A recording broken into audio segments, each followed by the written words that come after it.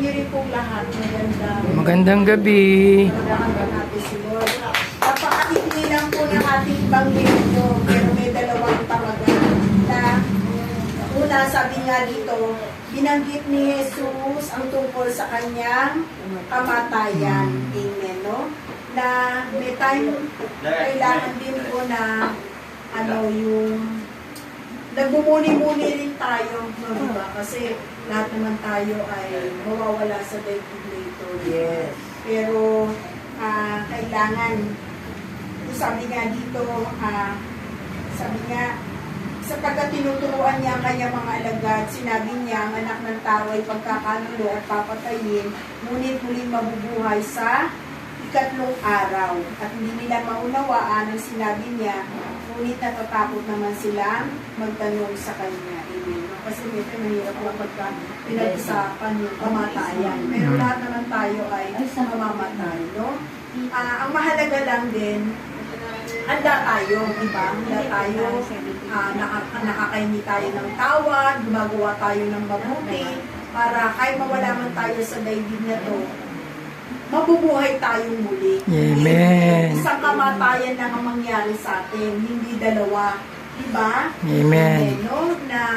Na sabi nga, ay mahirap lang tayo dito sa ibabaw ng lupa, pero tawag dito, kung kasama natin ang Panginoon, may kapayapaan tayo.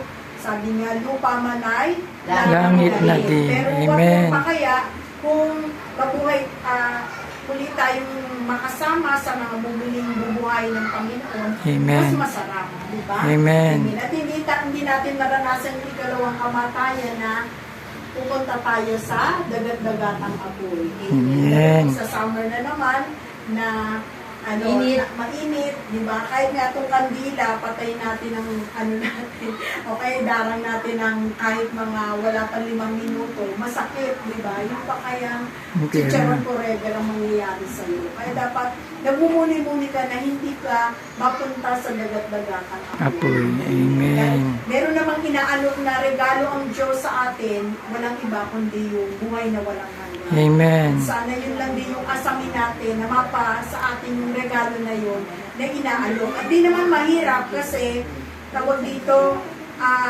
gumawa ka ng mabuti.